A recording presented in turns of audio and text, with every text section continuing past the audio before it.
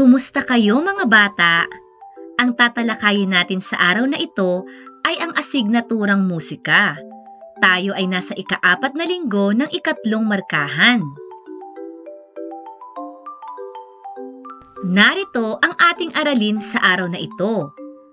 Ating alamin, hina at lakas ng tunog. Ang module na ito ay ginawa para sa mga batang mag-aaral na nasa unang baitang. Inaasahan na sa pagtatapos ng module na ito, ang mga mag-aaral ay natutukoy ang malakas at mahinang tunog sa paligid.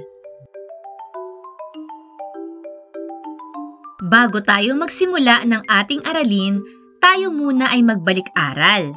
Pagtambalin ang mga larawan sa hanay A sa mga tunog sa hanay B. Isulat ang titik ng tamang sagot sa patlang. Narito ang pagpipilian sa hanay B. A. Dagundong ng tambol. B. Tahol ng aso. C. Kalantog ng pompyang. D. Tiktilaok ng manok. E. Busina ng sasakyan.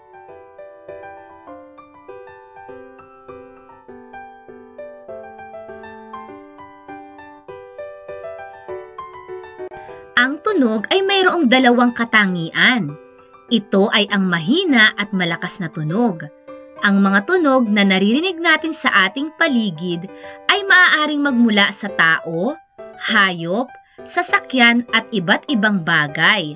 Halimbawa ng malakas na tunog, ambulansya, telepono, sigaw at kidlat.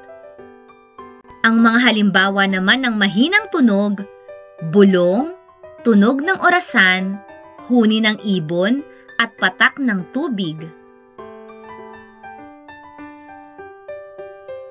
Para sa ating unang gawain, bilugan ng pula ang mga bagay na lumilikha ng malakas na tunog at dilaw naman kung lumilikha ito ng mahinang tunog.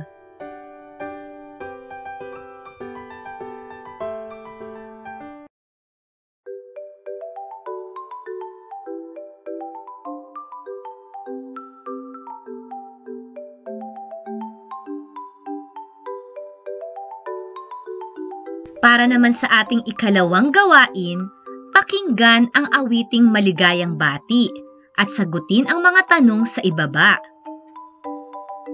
Maligayang bati sa iyong pagsilang, maligayang maligaya, maligayang bati. Una, ano ang naramdaman mo habang inaawit ang kanta? Ikalawa, anong okasyon inaawit ang kantang Maligayang Bati? Ikatlo, paano nyo inawit ang kantang Maligayang Bati? Mahina o malakas? Ika-4 at ika-5, subukan mong awitin ang kantang Maligayang Bati ng mahina. Sa tingin mo, tama ba itong awitin ng mahina? Bakit?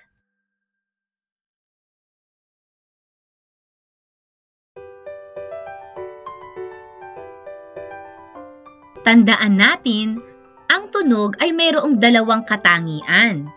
Ito ay ang mahina at malakas na tunog.